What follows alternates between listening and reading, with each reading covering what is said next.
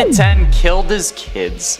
The worst thing that Afton has done by far, really, is gotten his kids killed. Like, sure, he may not have done it directly, but his actions end up resulting in all 3 of his kids' demises. Him killing Charlotte gets Fredbear's clothes, which resulted in him having to open Circus Babies, which made him dust off Baby and the other fun times which were designed to kill in the first place. Baby then ends up grabbing and crushing Elizabeth, which makes her possess the robot. In addition to that, he superpowered the jaw of the Fredbear animatronic to use with the new Freddy Fazbear's, which ends up crushing his youngest son's skull since it wasn't a spring lock failure, due to all the spring locks not being active since, you know, the animatronic was in animatronic mode and not suit mode. I'm gonna keep saying that until everyone understands that. And while you could argue that it was Michael who did this, why would he think that the animatronic mouth would crush a skull? Okay, it shouldn't have done it. It shouldn't have been that powerful. And as the suit technician, William knew what he was doing. And then he gets Michael killed when he sends him down to find his sister in sister location, which results with him getting stuffed full of Ennard parts, which then makes him want to let himself burn in Pizzeria Simulator. So yeah, William's actions got all 3 of his kids killed just because he wanted to kill his business partner's daughter. Insane. And at 9, Remnant. Now, this isn't confirmed, much like other facts on this list. However, it seems like the most likely explanation to me. If you want a full explanation as to why I think Afton is the one who lied about Remnant, be sure you go check out that video. Hopefully I remembered to link it in the iCard. But I'm gonna summarize it quickly. Basically, there have been like 3 fires so far that were meant to finish off William Afton, and none of them have worked. And the reason that Henry tried fire is seemingly because that's supposed to be the only thing that can burn off Remnant. However, Remnant can also be found in liquid form, as we've learned from the books. So how can something be molten, but also be able to be burnt away by fire? That doesn't really make sense. It makes more sense that William made up the lie that he can be killed with fire, so that Henry would keep trying that and failing, so that he wouldn't have to actually worry about dying. Since literally every time that Afton has been caught in a fire, he has survived. And the other animatronics infused with Remnant have also survived, like Baby, the puppet, and Ennard in FNAF 6, as we see from the Blob. So, yeah. I feel like he lied about that. He made up tag art as a way to get Henry on this whole fire's the only way train, just that he could keep surviving. And at 8, stored his daughter. While we know that Afton isn't the best father, I think that it's something else to end up locking your robot possessed by the soul of your dead daughter in an animatronic testing facility, okay? Like, that seems to be a bit too far, if you're asking for my humble opinion. But nevertheless, he still did it, and that's what sister location is all about. And William was even the one who sent us down there as Michael in the first place, and then that ends up, like I said, getting us shoved full of Ennard bits so that they can then escape. Okay, like, did William know about that plan? Because in FNAF 6, Baby says that she'll make her dad proud, so was William's intention to send us down there so that Baby could get out? And if that is the case, would that be worse than locking your daughter down there? Because, I mean, you're locking a robot down there, yes, but then you're sending your other son down there to get that daughter out. I mean, come on. Like, also, if she was your daughter, why not just let her chill in the house, right? Like, in the books, Baby's able to transform between Baby and looking like a human. So why not add that ability to this version, and then you can have your daughter back, albeit a little bit more messed up and a hell of a lot older, but like, they're still more like you in the long run, right? I don't know. Okay, the family's messed the hell up and nothing makes sense, but it's still a thing. If I was William Afton, I would have won. Straight up. And it's 7, arrested. Okay, let's look at this logically, alright? Henry knew what was going on with Afton, and that Afton had some shady scenarios cooking in his brain. Otherwise, he wouldn't have added the green wristband that we see on Charlie in Security Puppet, right? Well, if he knew that this man was up to something and was fearing for his daughter's safety because of it, so much so that he adds extra security for her, why didn't this man call the goddamn police and say, hey, so William Afton is the one that's been offing the kids that you're looking for? I don't know. Like, sure, maybe you didn't have any proof, but anonymous tips, they're gonna go off it anyway. Plus, you could have made it so that they were keeping an eye on him, or gotten the police to investigate him a little bit further, but you didn't. And instead, you did a whole load of other shit that in reality didn't do anything to stop William. Okay, I mean, like, yeah, you put him on ice and out of commission for 30 years, but only 30 years. This man could have actually stopped him. You could have put an end to it, but instead you kept your mouth shut. That's Afton's plot armor working overtime with no extra pay. Like, that plot armor should be getting time and a half plus paid vacation and maternity leave, but it's not. Like, come on. Instead, it's just cowering in the corner, worried about getting fired and too scared to speak up for itself. And at 6, the Blob. The true ending to Security Breach is seemingly one of the scariest parts of that game because it contains a whole load of weird things. After making your way into Burntrap's area, Freddy will be taken over by Afton's newest form, and then it's up to Gregory to defeat him by using the 3 monitors with their buttons to burn him, which is a whole other can of worms that I've complained about on numerous occasions.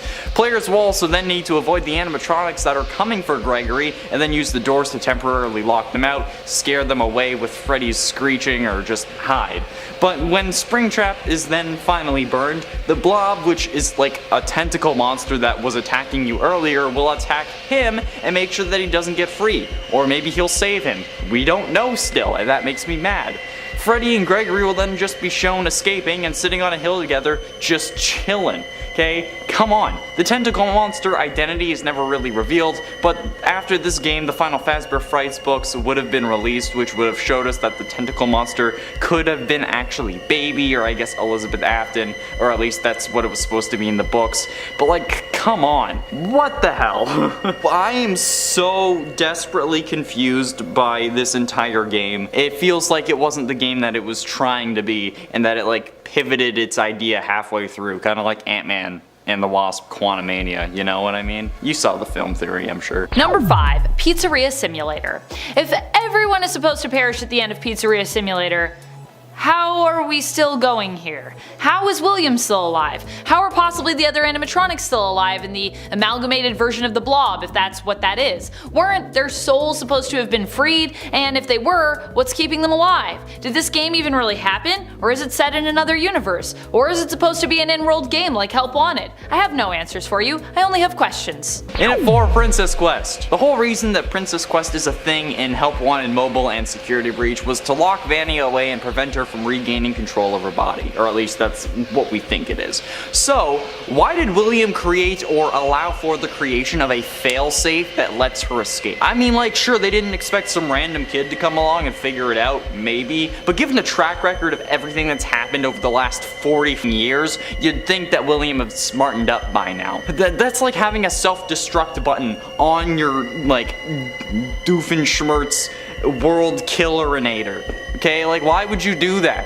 Why would you give people a reason or a way to stop you? Like if the Flash had a steal all my speed button, or if Superman just had a kryptonite button embedded into their suit. It's stupid. If you want something to work, why would you install a way for it to fail? This is one of the dumbest things that William has ever done, and probably like the 3rd dumbest overall. But like, seriously, okay, what's the point behind creating a way to undo your evil plans? Having ways to undo them, just like outside of your control, is one thing, but creating the way to do it is so stupid. It's one of the most ridiculous things in this game, and I'm talking about Security Breach. Like, what the hell? William has the brain capacity of a toddler, and that was before getting burnt 3 fucking times. Christ. Dude, fix your brain. Stop worrying about trying to kill people and just like fix yourself. Go to therapy. Get a new brain. God. Getting close to the end, and at number 3, you're supposed to be on lockdown. Freddy, you're supposed to be on lockdown is the first line that we hear Vanessa say in Security Breach, and honestly, the first line we ever hear her say. And it also was the start of a meme. Well, interestingly enough, this conversation also describes how lucky we are in this game. Firstly, if Freddy is supposed to be on lockdown, why is it just Freddy? Okay, is it because he glitched out? Because if that was the case, wouldn't you be glad that he's working again? You know, for like the company's sake. And secondly, it's incredible that Vanny sees Freddy, tells him he's supposed to be on lockdown, and then doesn't escort him back to his room, allowing for him to just roam free afterwards, assuming that he's gonna be listening to her. And then she doesn't even continue the way that she was walking. She scolds Freddy, turns around, and goes right back the way she came, facing more towards us, and doesn't notice the feet under the curtain or the kid that's watching behind them. It's weird. especially when she knows that Freddy's been searching for us, or he's supposed to be searching for us. So I don't know, it just seems off to me. A whole load of this game does. And ultimately, in number 2, possibly killed wife. This also hasn't been confirmed as of yet, so it's certainly not canon, but many people consider William Afton offing his wife to be the story of her demise. Even though technically we know nothing about her, and she could still be alive, many people consider her to have died in a car crash or because William killed her. Those are the most common thoughts on the matter, or the most common theories, but her dying in a car accident actually came from a FNAF music video from the Living Tombstones. So yeah, there's no way that it's actually canon to the series, but I've still had many people yell at me in my DMs saying that it is canon that she died in a car crash, but no, it's not, okay? It's not even canon that she died. But the potential is still there that William was the reason she kicked the animatronic part-filled bucket. Since it's only a possibility though, it's not going to be number 1, but if it gets confirmed, I'm willing to bump it up. Alright, I am. Although statistically speaking, your spouse is the most likely person to actually kill you, so maybe the odds are in our favor this time. And finally, in number 1, Midnight Motorist. The Midnight Motorist minigame seems simple enough, but the true horror of this minigame comes from its implications, since in the game files the minigame is known as Later That Night, which most people akin the game to what happened after William kills Charlotte outside of Freddy Fazbear's in FNAF 2's Take Cake minigame. But if this is the case, this is one of the scariest moments in all of FNAF history, not even just for William. This man just killed someone, but then just goes home to his kids. He reprimands his son and then abuses him by locking him in a room. Plus, he has to like break his window to end up escaping. Like, think of all the people driving past him unaware of the violent crime that he just committed. It's terrifying because this could be the case in the real world. Technically speaking, anyone we encounter could be a serial killer, and that is a horrific thought, since really you're only alive because everyone you've ever encountered has chosen not to kill you, which only makes the whole anyone could be a serial killer thing even worse. And in this case, this man literally just killed someone and then goes home and starts yelling at his son who's been locked in his room all day. How much anger do you have? It reminds me of that Arrow scene after Prometheus killed the cops and he's just driving back after the cops are like en route to where he was and he's just covered in blood and just keeps going. And it's FNAF AR. While the concept of FNAF AR is already insane, it only gets worse the more you actually look at things from an outsider's perspective, as if you were a character in the FNAF world instead of just someone trying to solve it. Since for someone inside the Fazbear universe, these dudes are absolutely psychotic, and it works out for them. Shipping out animatronics that they know are dangerous only for them to get rewarded with literally us paying them for them to ship us these deadly animatronics, and then we have to fend for ourselves as we try to, not die. And then they're even shipping out multiple different versions of the serial killer that ruined their reputation in the first place, that caused multiple establishments to burn down just by being there. Like I've said countless times on this channel, you go to your competitors, or you do that at like the McDonald's play place. Okay, you do it, find a better location for your little killing spree there, Willie, alright? You have kids. You can use them as an excuse to be at those locations. Plus, you have a play place that isn't gonna get your kid's head crushed by a giant robot, okay? Come on. You wouldn't even need to like stuff the people away. You can just leave. Alright, come on. You could even like get like a robot Ronald that kills people, and then everyone will blame McDonald's and not you. If a robot Ronald showed up, I'm sure like a minimum wage worker would be like, alright, whatever. They wouldn't care. God, you're stupid. Number 9, Burn Trap. How is Burn Trap? That is the question that keeps me awake at night. How does Burn Trap exist? When William Afton said he always comes back, he seems to have seriously meant that. What's more remarkable is this isn't the only time that William has returned from the dead. The man is like oddly unkillable. Why does Burn Trap not make sense to me? Well, there are a few reasons. One, I just think William should seriously be dead at this point. Like, I mean, come on. He's had his day in the dark. Move over and let someone else play the role of the villain. There's basically nothing left of him at this point, and I don't know how he's still shambling around if he was, at some point engulfed in flames, if that did happen, and if he was actually engulfed in flames and that wasn't some imposter or FNAF 6 wasn't set in some kind of alt reality or like a meta game like FNAF VR, then why are only some of his parts replaced? Doesn't really make a lot of sense. This version of Afton seems to be a more tarnished Springtrap, which implies that Vanny kinda did the bare minimum to fix up his old body, and then upload Glitchtrap's mind into it. But at that point, I mean, why wouldn't you just give him a new body? I don't know. There are a lot of things about Burntrap that just don't make sense to me. And it ain't Scraptrap. Irony right there.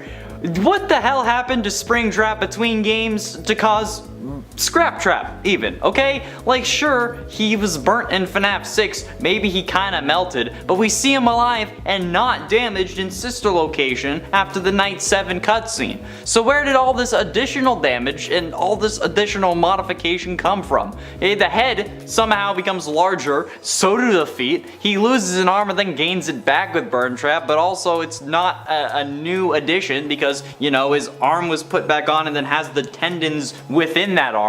I genuinely don't know how this would make any sense. Okay, we know that they're supposed to be the same person thanks to Ultimate Custom Night's voice lines, but I was so confused as to how this could have happened until it dawned on me recently. In my What If Golden Freddy Was a Hallucination video, I talked about what that would mean for like FNAF 4 and how it would have had to be a game made by Scott's in-universe version since the nightmare aesthetic could have been to avoid copyright issues, and considering how everyone who should have known about the scrap animatronics should have died at the end of Pizzeria Simulator, but then they show up in later games like Ultimate Custom Night, it makes me think that those characters are also video game characters, and that the discrepancies between Springtrap to Scraptrap to Burntrap could just be because Scraptrap is another way to avoid copyright. God, this is so convoluted and stupid, it makes me genuinely upset. I had to keep myself from crying out during Amanda's number so I could just say please when she was saying that William should die.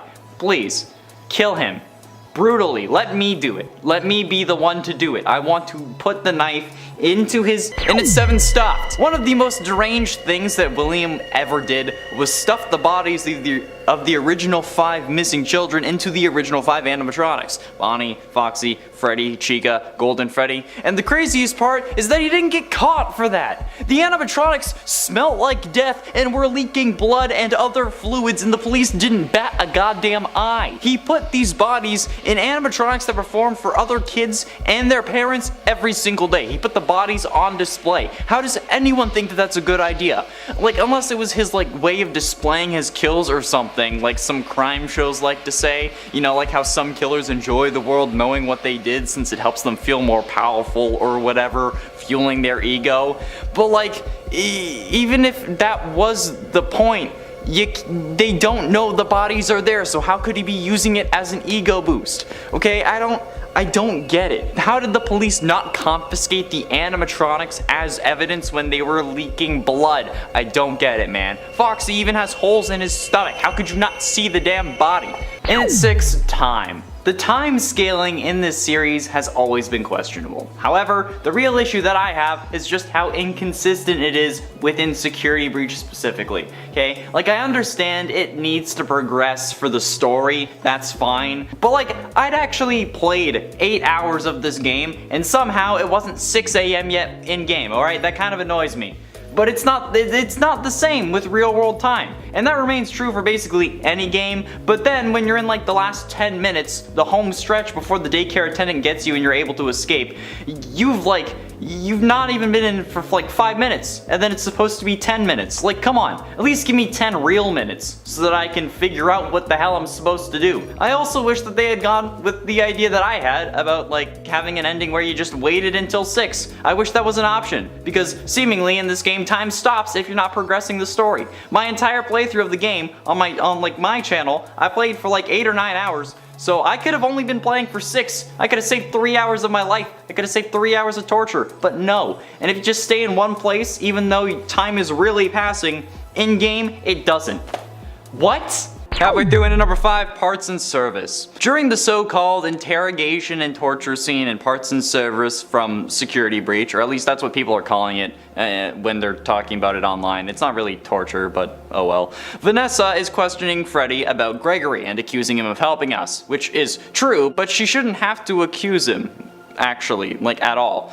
After telling him that she's gonna leave him down there until they can put his casing on a new endo, which doesn't really make any sense if the coating is the issue and not the endoskeleton, why would she leave Rockstar Row through Roxy's lift when she could have easily come our way and head towards the main atrium? Because I mean, that's where Gregory is for the majority of the game. That's where all of the animatronics have been spotting us, so it would make more sense to go there than to go to Rockstar Row, where he was maybe seen twice at this point. It seems weird to me, but the reason that this is so confusing is because had she chosen to go the more logical route, she would have walked right through the doors that we were hiding behind. So, yeah, and it's not like there's much room to hide there either, okay? There's walls on either side that are made of glass. So, yeah, she would have seen us running into the charging station or whatever else we did, so, yeah. And at 4, stuffed. Okay, straight up, how the absolute living hell did William end up getting away with putting the missing children inside of the animatronics? The smell of rotting bodies would ruin the place, and you know, we've had reports where they say it did. The heat from the animatronic insides moving around would speed up decomp, and the animatronics are in front of people every single day. People started complaining that they were leaking mucus and blood, as well as being compared to the smell of dead bodies. If this was real life and William getting away with this crap wasn't important to the actual story, he would have been caught instantly. Okay, it was also pointed out to me in the comments that Foxy has holes in his stomach. How would you not be able to see a kid in there? Okay, you would literally see the child unless you carved out holes of the body, but then at that point you might as well just bury them. So while yes, originally we're supposed to be told or we're led to believe that Afton put the bodies in the animatronics, it's basically impossible for that to actually make sense given everything else that we've learned since then. God, just explain it in the movie, please, okay? Tell me. Tell me how. Was it the discs? Was it the sound discs? I don't know.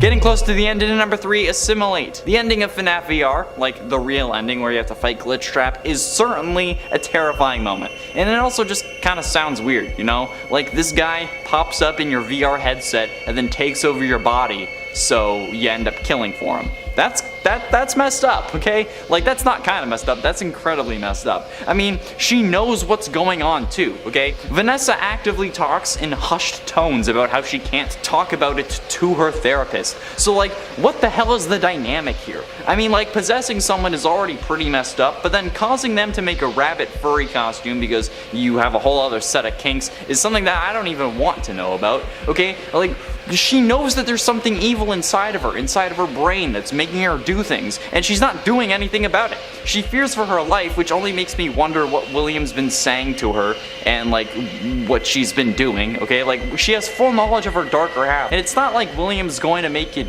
off yourself because, you know, he needs you still, okay? Like, you're willing to lock a kid in the lost and found room until the police arrive, but you know damn well that you're not going to call the police and that your darker half is going to take over and then try to track him down. Like, come on. But ultimately, in at number 2, possession rules. In the FNAF universe, everything is very interesting, but specifically possession, because it's not something that we fully understand, but the things we do know are weird. Like the couple of things like how agony is the most powerful of the emotions, and it's supposed to stretch out from the body further than anything else, but we also don't really know if agony grabbing on to something is what we would call possession. Like, we don't know if they're the same thing or if they're separate. We also don't know if when you die, if it's your remaining agony, or if that's supposed to be your spirit. We also don't know about any other rules, if there are any. Hey, like, do you need to be close to the thing that you're possessing? Assuming that possession and agony are different, because if it's agony then you would have to be close to it because it has to reach out.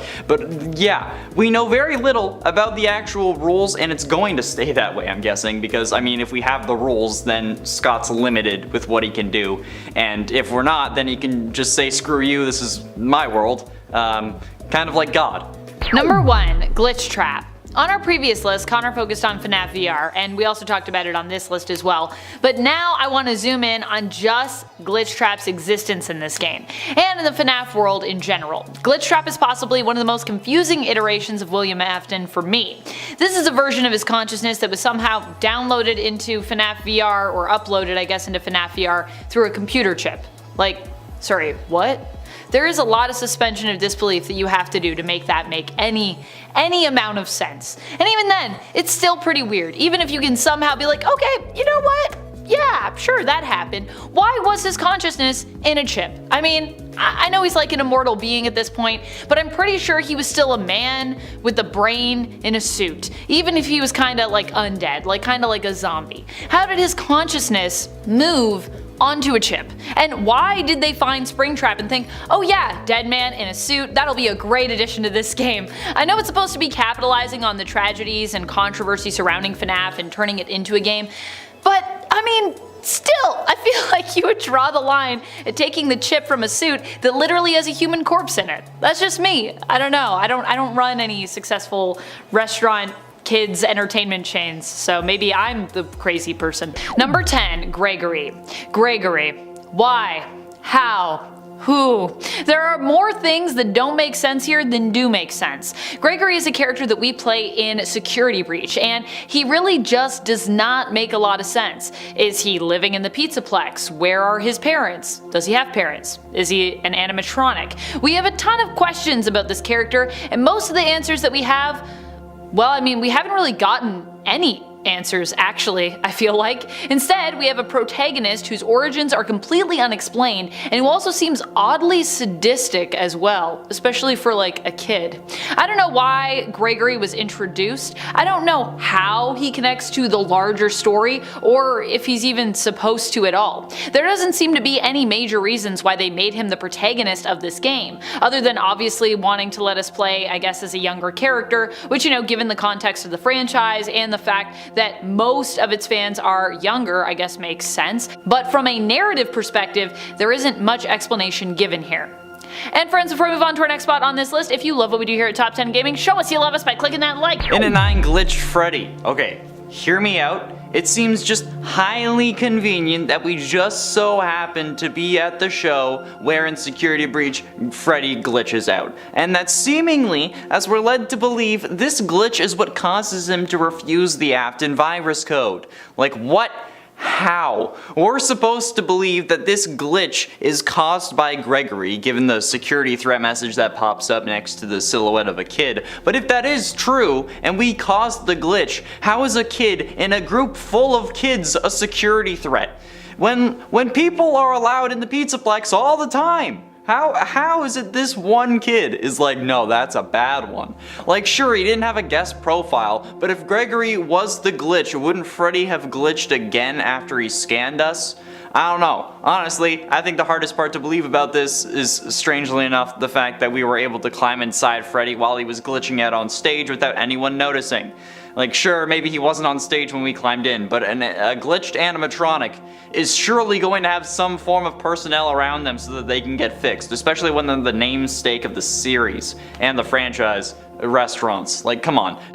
Number 8, unplayable areas. In Security Breach, there are a few things that bothered players and that didn't really make sense to them. And I'm not even talking about the narrative in this game here, which really was wonky at best and is like a whole other story. Just even in terms of gameplay, there was a lot of stuff that was kind of weird. Namely, the map. And no, I'm not talking about the actual map you could go into and try and navigate in game, although that too, honestly, was not great and was kind of weird. I'm just talking about the map in terms of the actual Pizzaplex itself and its locations therein. While there was lots to explore, it seems like not all of the locations were actually integrated into gameplay. Like, there were places you could explore, but then there was just like nothing really there for you to do in terms of like the actual story of the game. So while the map feels pretty massive, it also in a way ends up feeling kind of empty. Number 7, Cursed to Live. Yeah, why isn't this guy dead? There's many.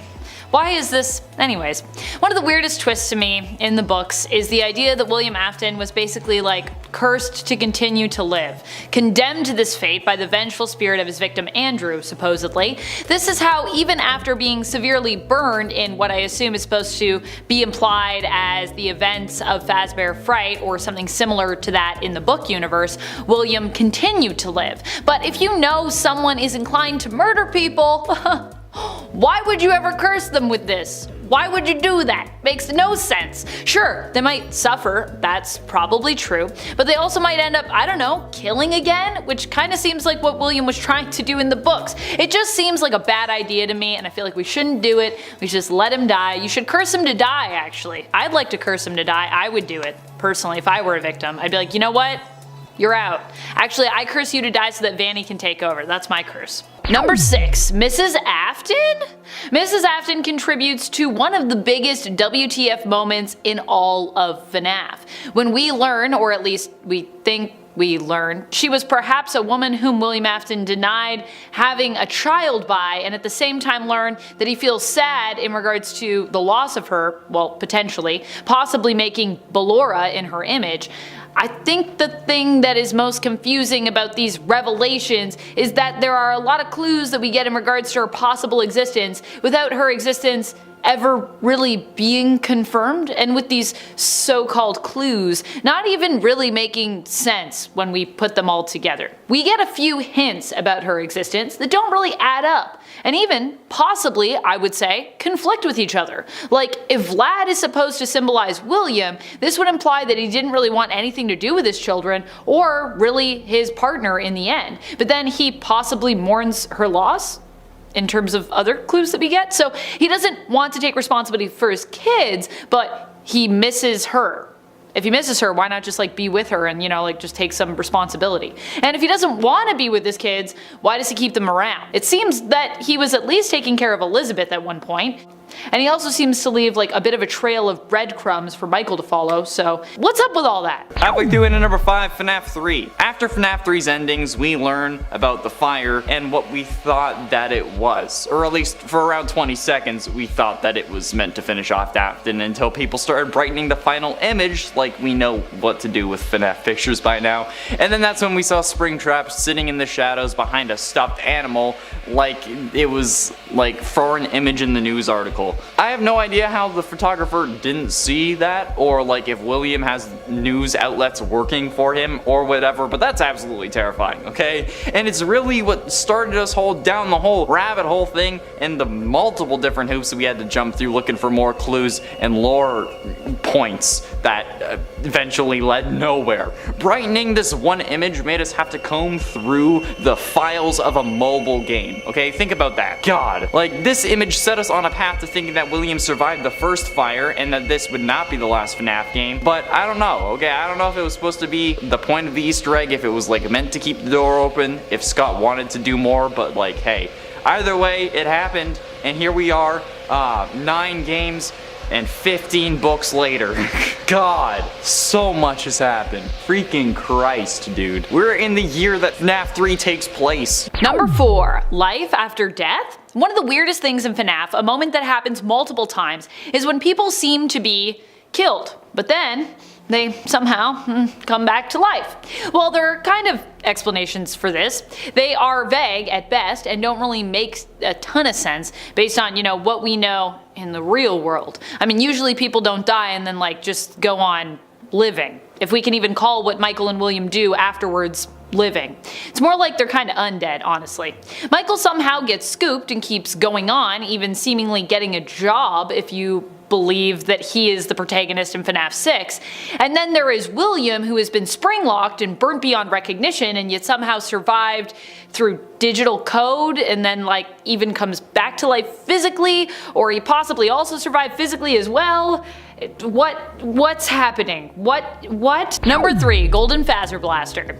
There are many things that don't make sense about FNAF. Even just within the game security breach, there are like a ton. One of these many different things includes if you end up getting the Golden Phaser Blaster. Retrieving this item first means that you can use it in the game, and chiefly you can use it to shoot at the staff bots that walk around the Pizzaplex in search of you with their flashlights. Shooting them in the eyes will basically temporarily disable them as long as you shoot them right in the eyes, blinding them in essence by discombobulating their sensors and thereby allowing you to escape them. Sure, I mean that kind of makes sense. However, it doesn't make a ton of sense when you consider that the Phaser Blasters and these staff bots were both made by Fazbear Entertainment. Which would mean that I guess they made these Phaser Blasters knowing that they could be used to cause chaos with the staff bots. Now that seems pretty silly considering that when you win the Phaser Blaster minigame, you are awarded a golden one as though this is a prize that's commonly given out to winners, which means there's just a bunch of kids running around the Pizzaplex that could be messing up all the staff bots.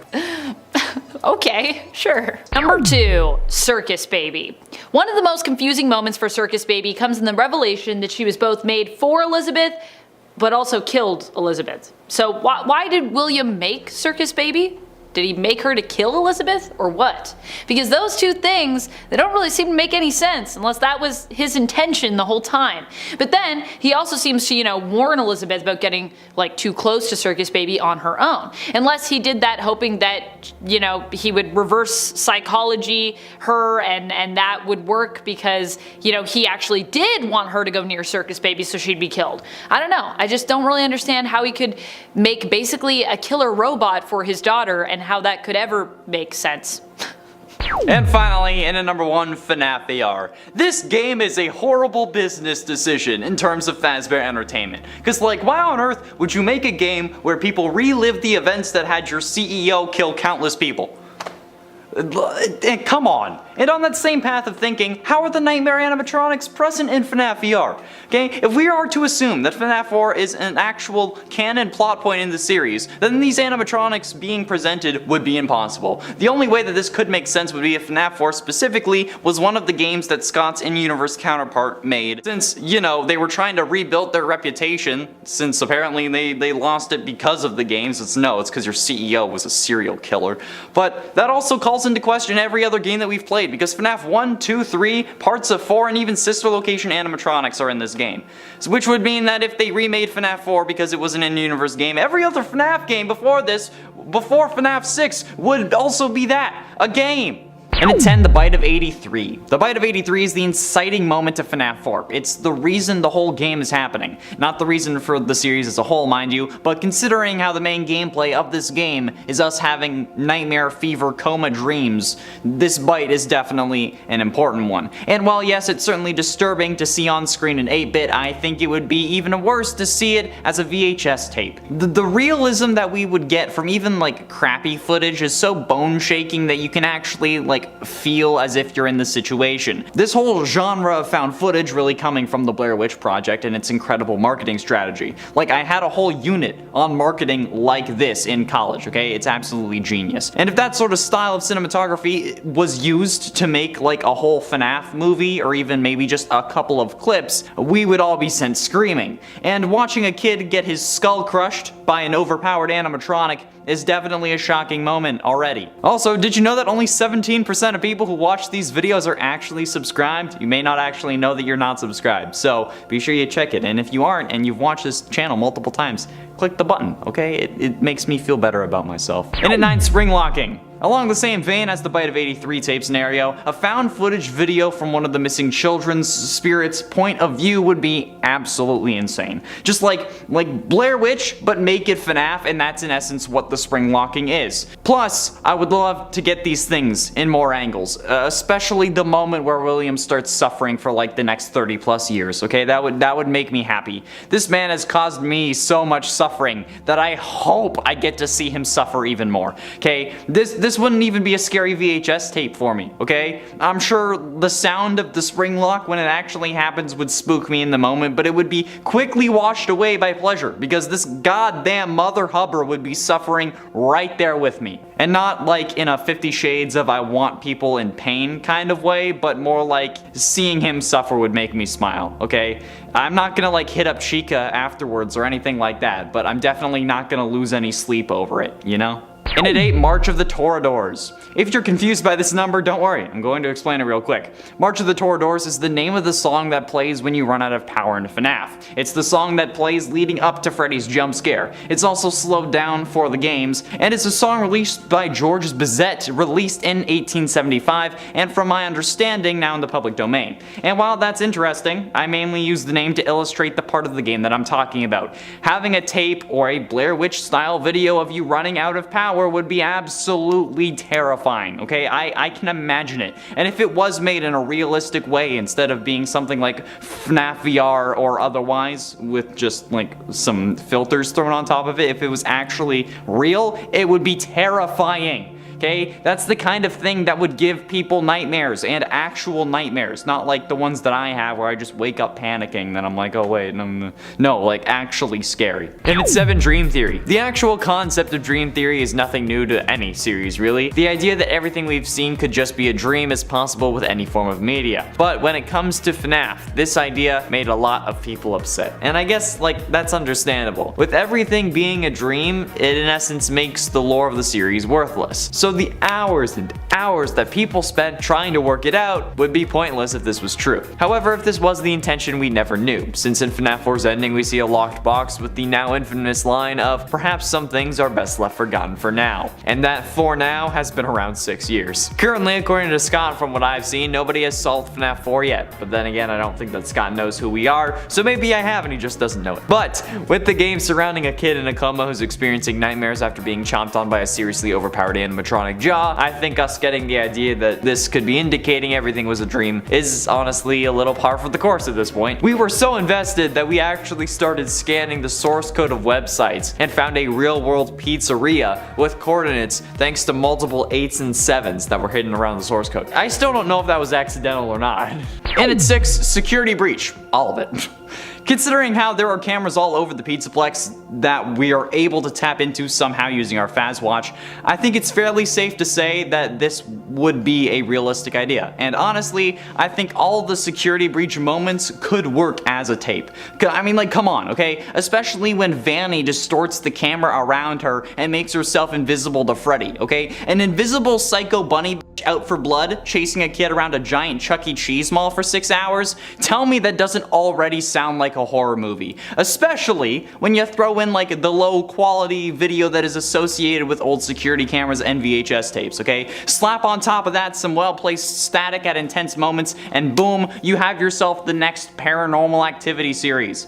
I just think that the concept of security breach as a whole would do well with this style of video. But if you want me to be more specific, give me a minute and I will be. How about doing a number 5, glitched Freddy? Alright. Hear me out. It seems highly convenient that we just so happen to be at the show where Freddy glitches out, and that seemingly, as we're led to believe, this glitch is what causes him to refuse the Afton virus code thing. Like, what?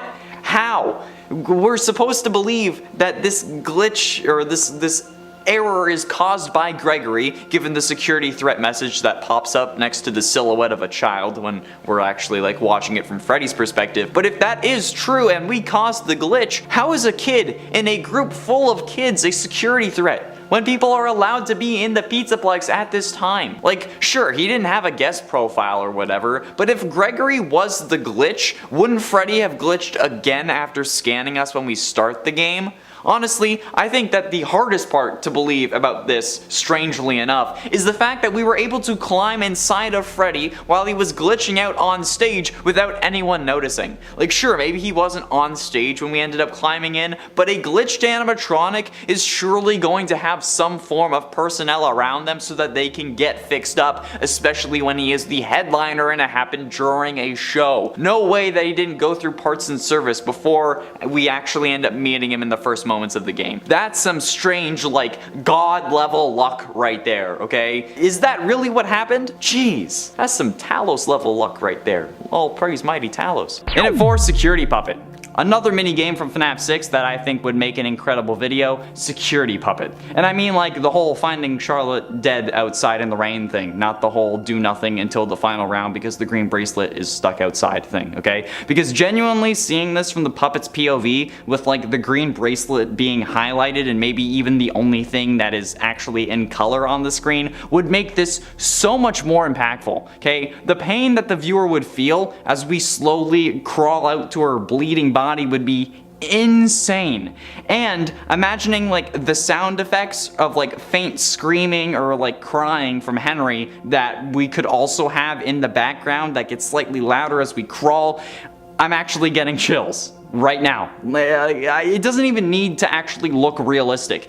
You could do this in Source Filmmaker, and as long as the atmosphere is right and you have the sounds right and whatnot, it would be absolutely horrifying. Okay, I would hear those screams as I'm falling asleep, and I'd probably never be able to sleep again. Just saying. Getting close to the end, and at number 3, FNAF 1's release. Let's face it, without the release of the first game, none of this would have been possible, and I think that's pretty obvious, which makes it the most important moment of all time. However, it's not the biggest moment of all time, so it's only gonna get number 3. But on that faithful day of August 8th, 2014, the world was changed, and a path was set for everyone who would talk about this series. If I only knew that this simple horror game would come to dominate my life 6 years later. We all have fond memories with FNAF, so please share your favorite FNAF moments or moments just in general with FNAF in the comments. The release of the first game though was the catalyst for everything else, so it is absolutely the most important moment in the series, as well as in Scott's game design career. After everything seemingly flopping like Chipper and Sons Lumber Co., where the best character of Coffee comes from, this one game changed everything and made waves for the indie horror scene as a whole. Without the success of FNAF, we wouldn't have gotten Poppy Playtime, surely. Penultimately, and at number 2, The Claw. Elizabeth Afton getting grabbed by Baby is one of the most terrifying moments in the series, possibly because Crying Child might have seen it, which would explain the mouths on the nightmare animatronic stomachs. However, if we were to see a tape of this moment from Crying Child's perspective, whether that detail be canon or not, oh my freaking god, that would be so utterly terrifying that we may actually, I might actually freeze, okay? I don't know how to explain why a kid hiding in the bushes while his sister is grabbed by an animatronic claw while trying to get ice cream would be so shocking and horrible, except for how I just did it. But especially considering that this kid ends up turning into an absolute psychopath after this, and by that I mean Elizabeth, not Crying Child, but still, okay? The found footage that's of someone hiding for some reason is always scarier than someone who's in the middle of the action, because I feel like if you're hiding, you can point the camera at the scene, but if you're filming it and you're in the action, you're just filming your feet as you run away, because you're focused on running away, not filming it. Plus, in general, this is just a f***ed up thing to watch happen, be it in person or on video. And finally, in at number 1, scoopening. Okay, now, I know that you may be mad and may think that this is a stupid point, but hear me out, okay? The scooper may seem like a weird but normal thing, at least by FNAF standards at first, but with the blueprint revealing how this thing actually works, seeing this in third person from found footage would be absolutely atrocious. This thing can inject whatever it ends up scooping with Remnant, which is a molten metal possessed by souls, and it keeps a person alive after removing their insides, replacing it with robot parts, and then having those robot parts leave that body. In essence, just making that person a walking case of flesh. Do you really want to watch that happen from a security camera? Or even just watch it happen to someone else, okay? No. In Sister Location, we see it in first person, okay? All we see is just basically a mighty machine digging into our body. But from the outside looking at Michael, we would see so much more. And if it's from Ennard's perspective, it would only be worse. And at 10, closed doors. Okay, so the reason we get stuck in the Pizzaplex in the first place in this game is because we don't make it to the doors before midnight and then they close on us, somehow being unable to open again, despite that being a horrible safety hazard. But that's still awfully convenient for not only the game, but for Vanny and William Afton in general, right? I mean, it's not lucky for us, but this is about the game's luckiest moments. So how did that happen? Well, before the doors close, Freddy sends us to get a pass in order to free him from his green room, and then everything seems to go well for that part. But then, for some reason, without ever mentioning it before, Freddy tells us that he senses that we're broken and that he needs to bring us to medical so that we can get fixed up, even though we are literally inside of him at the start of the game, and when he pulls us out he scans us, but this is suddenly a new problem. Well, we then get a run-in with Vanessa, and then Freddy fends her off, but other than that, we stay the same. We don't get healed, we don't get a band-aid, we get in the booth, instantly turn around and then start watching the scene in front of us, almost as if it was just to like build our trust with Freddy. After that, Freddy doesn't ever mention how we're broken or injured again, especially since after that little stop, even if you go full steam ahead the fastest you can go sprinting the entire time, you can't make it out the front doors. In 9, you're supposed to be on lockdown. Freddy, you're supposed to be on lockdown is the first line that we hear Vanessa say in this game, and it's also the start of the meeting that I just talked about. The one that we really shouldn't have had because we weren't injured? Yeah, well, interestingly, this conversation actually also describes how lucky we are. Firstly, if Freddy is supposed to be on lockdown, why is it just Freddy who is? Like, why? Is it because he glitched out? And if that is the case, wouldn't you be glad that he's working again, you know, for the company's sake? And secondly, it's incredible that Vanessa sees Freddy, tells him that he's supposed to be on lockdown, and then doesn't escort him back, allowing him to just roam free afterwards. And then she doesn't even continue to go the way she was walking. After scolding Freddy, she turns around and walks back the way she came while she was searching for us, facing even more towards us while we're in the booth, and doesn't notice the feet under the curtain or the kid watching from between the curtains. Weird, right? Especially when she's supposed to be looking for us. I don't know, it just seems off to me, okay? It's like a whole load of this game does. Oh, by the way, if you're liking this video and want to see more weird moments from Security Breach that shouldn't have happened, hit like and subscribe and let me know in the comments. In at 8, Pizza Maker. When we end up getting trapped by Chica, if you don't try to escape through all chips and you try to go the other way, we end up getting stuck in a security office with only one working door, which Chica is guarding. However, we also just so happen to have access to a monitor connected to the online Freddy Fazbear Pizza Maker, an online service where we remotely control a robot to make a pizza that just so happens to lure Chica away from us. That's way too convenient in my eyes. There is no way that we just so happen to run into this office, the one that has access to this despite Freddy being disconnected for the main server for whatever reason. This computer is connected to it. I mean, I don't know how this is possible. This is way too lucky for this to just be luck. Oh well, okay? I mean, maybe it's not so lucky. The first time I tried this minigame, I got stuck in the tomato sauce machine, and I made some very disturbing step animatronic jokes towards Chica because of it. Actually, no, that was pretty funny. And it's 7, Midnight Motorist. While the gameplay of Midnight Motorist itself is pretty simple, the intrigue comes from the hidden lore that we get from this game, all of which is fairly well known to my knowledge. I'm pretty sure everyone knows it, actually. You know how it's called Later That Night in the files, and the secret area at the bottom that leads to the whole other section with the Mustard Man and whatnot? Okay, good, glad we're caught up. So, imagine that whole Mustard Man minigame section as a VHS tape. That would be pretty damn freaky, right? I mean, like, especially given the location and the fact that this is a house alone in a clearing in the woods, okay? Very Blair Witch Until Dawn kind of location there, alright? And even if you want to just use the gameplay of the minigame itself, that's still pretty terrifying. And you know what? Maybe even more so. I've said this multiple times, but the idea that anyone we pass on the street could have just walked away from a gruesome murder is something that is, I think, at least, is one of the scariest realities we all face. Like, I've made jokes like you're only alive because every human you've seen has chosen not to kill you, and in reality that has way more truth to it than you would think.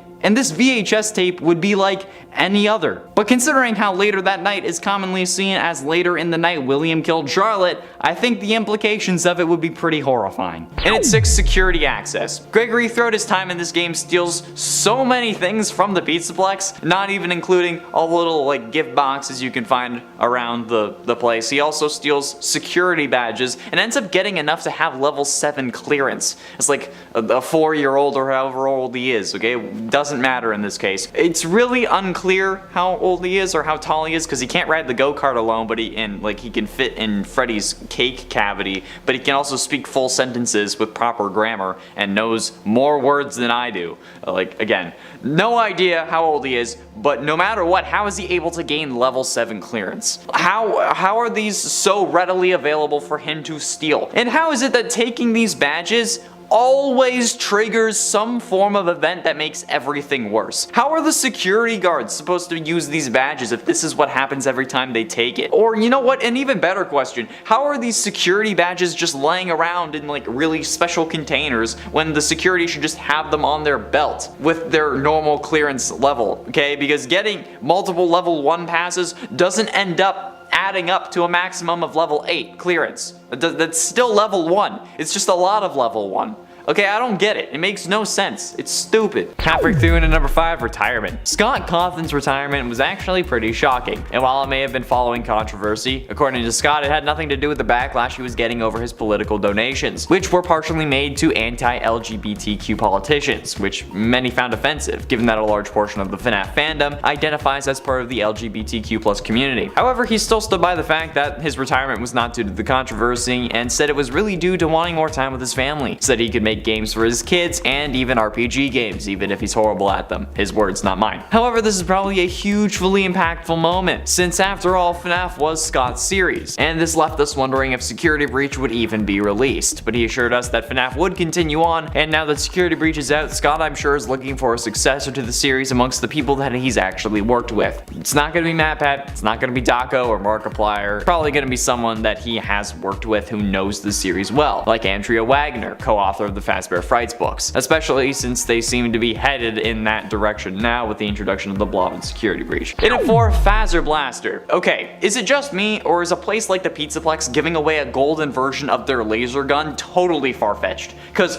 that's the story that we're supposed to be believing when we get the blaster after winning. That winning this game was essential because it was the only way to obtain the prize of the Phaser Blaster, that you can then run around and shoot people with. And when you do shoot those people, they will have a reaction no matter where you shoot them, as seen in the What If You Shoot Vanessa video here on YouTube. Which essentially means that this thing is a laser beam taser, okay? And I don't think that I should have to explain why that's a bad idea. So, why is not only this place giving away a laser taser, but also one that when shot disables your main feature animatronics? That seems like just literally the worst idea that you could think of. Almost as if they've never learned. Getting close to the end, and in number 3, the Afton ending. Okay, well, if you don't want to have the whole Security Breach game be a VHS, okay, how about the canon ending, or the Afton ending as some call it. The canon ending to this game is some of the most insane luck that Gregory experiences in his whole time at the Pizzaplex. This sort of thing is like catnip for these types of videos. I mean, when have you like looked at one of these, or like watched a found footage thing and thought, wow, this is so unlucky? Never. Okay, they always somehow end up having like lucky thing after lucky thing happen to them. So let's take us falling into the room and then fighting off these robots.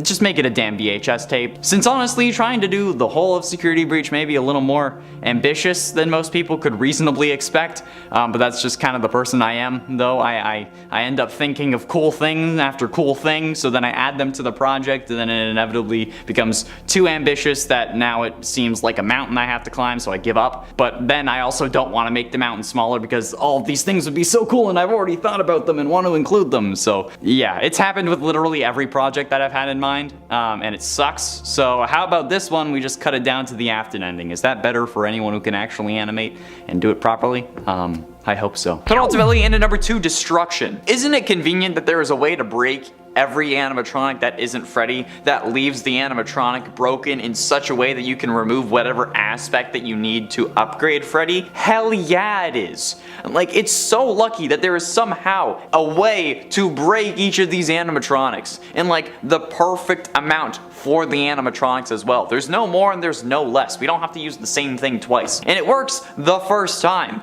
Even like with Chica, okay? We push her into a trash compactor because she isn't actually crawling in, and then somehow we don't get crushed despite her grabbing onto us and trying to pull us with her. We only get pulled into another area of this mallplex thing that we can then get back to the main Pizzaplex through, instead of just being pulled into the trash compactor and having our heads explode. So yeah, needless to say that looking at it logically, it's extremely lucky that there is a way to destroy each of the evil animatronics in a way that allows us to get their specific upgrades, even though we didn't really need to crush the animatronics, and instead could have just chilled in Freddy's room until 6 a.m. when the doors opened. And finally, in at number 1, canon ending. During the true ending, or the Afton, Burn Trap ending, whatever the hell you want to call it, everything we experience is so freaking insanely lucky, like beyond even protagonist standards of luck.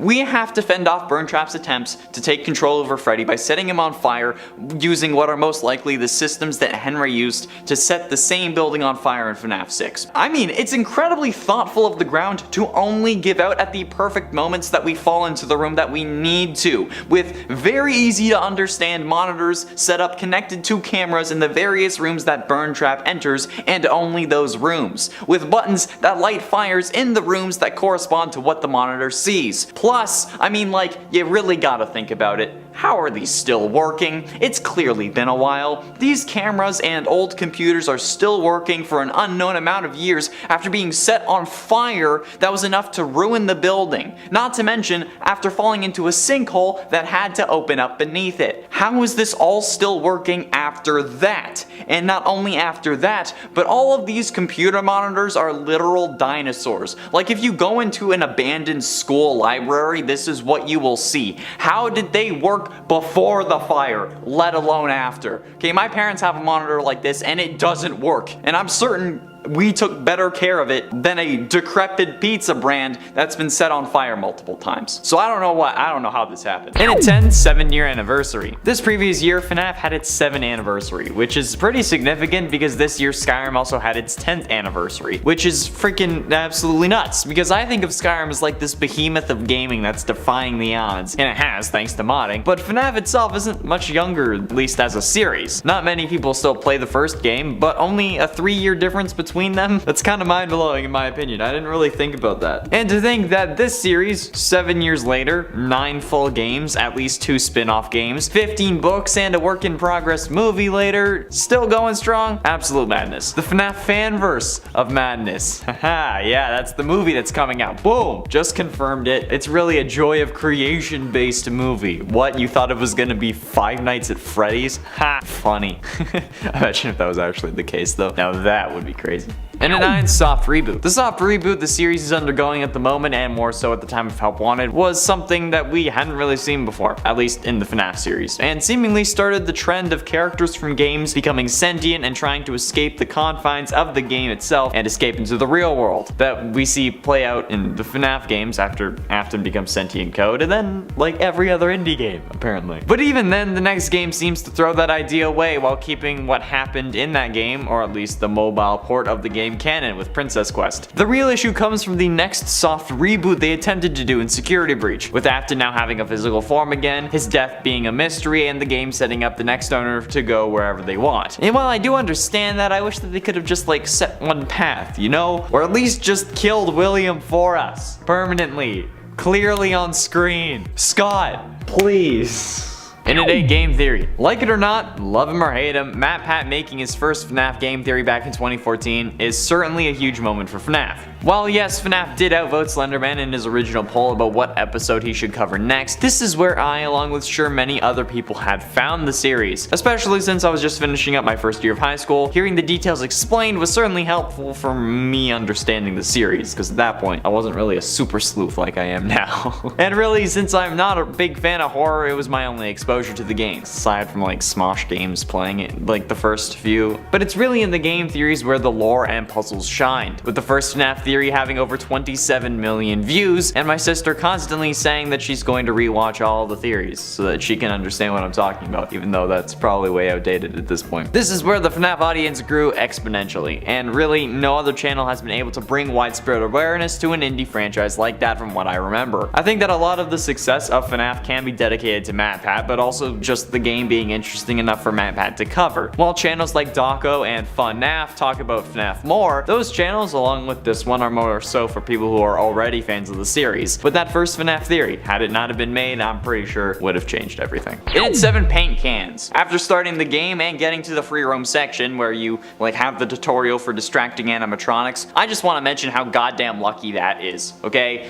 One of the animatronics you're going to need to avoid, no matter how damn fine she is and how alluring she is, you still need to avoid her, is literally right there in front of you blocking your path. Yet, somehow, there is also a stack of paint cans randomly on in the middle of a random cart in the hall in front of you. Okay, why? That cart is also just for some reason blocking the hall that I'm sure multiple employees love having to walk around. But you know what? That's fine. It's fine that it's blocking the way because you can knock over the convenient and empty paint cans that are on top of it just so that Chica can come and investigate it. I don't, what? She's right next to the door that she ends up using to investigate it, so it's not like she's being inconvenient by taking that way. But still, and I get that it's for tutorial's sake, so oh yeah, this is how you do it, but in the context of their world, that's super lucky. Suspiciously lucky. And at 6, expanded lore. While looking for FNAF lore was originally a simple thing to do, ever since we were introduced to the purple guy, things got a little more complicated. I mean, clicking on a secret action figure on your desk,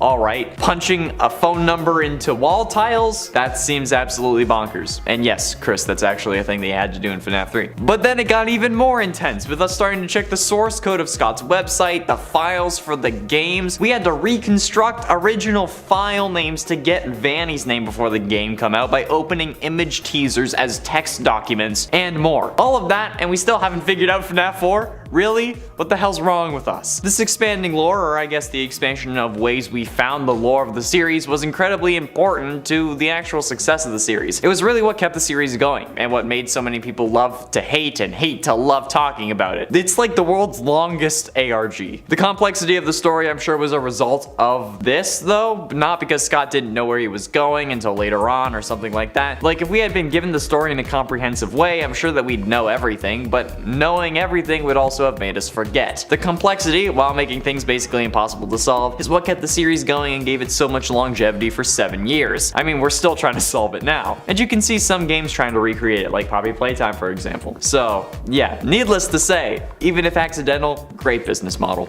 Halfway through into number 5, finding Springtrap. Now, this is a moment that we actually didn't get to see, but the guys who opened Fazbear's Fright in FNAF 3, they found Springtrap in that back room, right? So why not have a tape of them actually finding the body?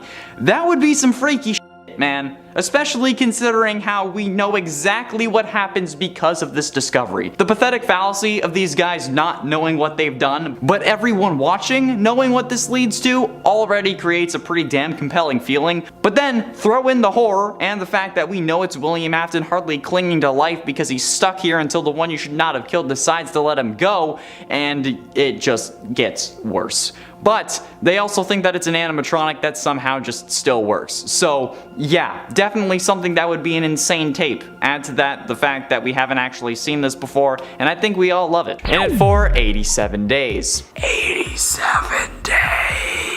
FNAF 1's release started a whole cascade of events that would later go on to haunt my dreams and my life. However, before there were many, there were the 2. The first 2 FNAF games to be exact. And they are some of the most crucial to the series, since this is when the story really started to be created. Moving on from just a couple of haunted animatronics that were somehow mad at you, to a mysterious killer indicated only by the color purple. Yet something more than the release of the second game happened on November 11, 2014 for the FNAF franchise, with this game releasing exactly 87 days after the first. A reference to the infamous Bite of 87, referring to an animatronic incident occurring in 1987 revealed to us via newspaper articles in the first game. Basically, someone's frontal lobe got removed by an animatronic. We still don't know which animatronic actually. This was the start of a larger hunt for lore. This one Easter egg of 87 days between the 2 games made us ready for whatever convoluted source code editing, file name searching crap we had to deal with. And honestly, I don't know if I regret it or not. Like, I haven't decided. Let's see if I keep having nightmares, and then I can make it official. Getting close to the end, and at number 3, Moondrop. While there are plenty of times that Gregory could have been made in this game, particularly when Freddy gets grabbed by the Moondrop animatronic right outside of Parts and Service, that should have been it. You're trying to tell me that the daycare attendant, the dude who really wants to get us,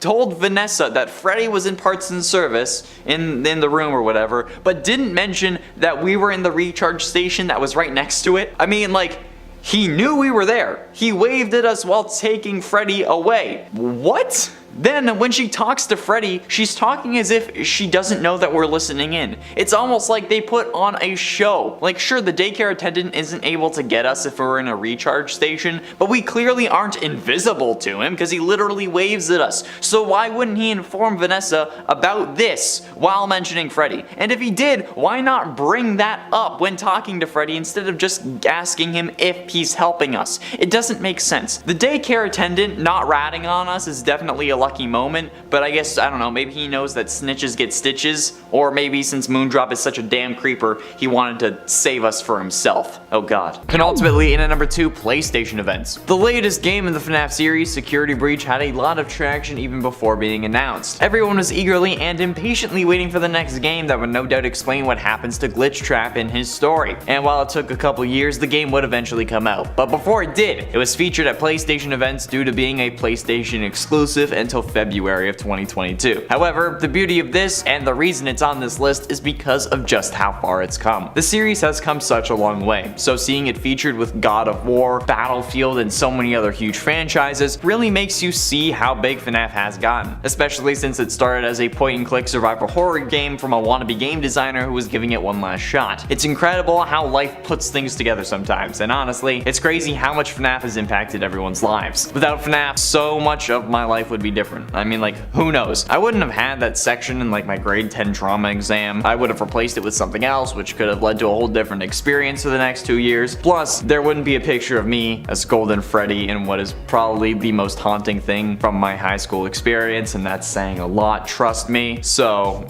yeah. And finally, in at number 1, Security Breach. The release of Security Breach on December 16, 2021 was probably the biggest moment the series has had so far, with the game being featured alongside iconic series as previously mentioned. Plus, the amount of hype for this game, and channels that I didn't even know knew what FNAF was, still managed to play Security Breach. This game launch has been so huge, and FNAF as a series has just come such a long way from being point-and-click survival. So just as Fazbear Entertainment has grown, so has the series and Scott himself, able to release bigger and better games than ever before, especially this one of the most anticipated gaming sequels like ever, at least based on search statistics. And while the game may have been delayed, it was delayed so that they could make it even bigger and better, and they've made an incredible game, aside from all the god glitches. With 9 games in the series, honestly, they could end it here and still provide countless people with pleasant memories and this channel with more content. It's been an incredible ride and incredible to watch. The first game released the summer after my freshman year of high school, and for 7 years I've grown along with the series. And there's really very few games like that, and I think that's what makes FNAF so special.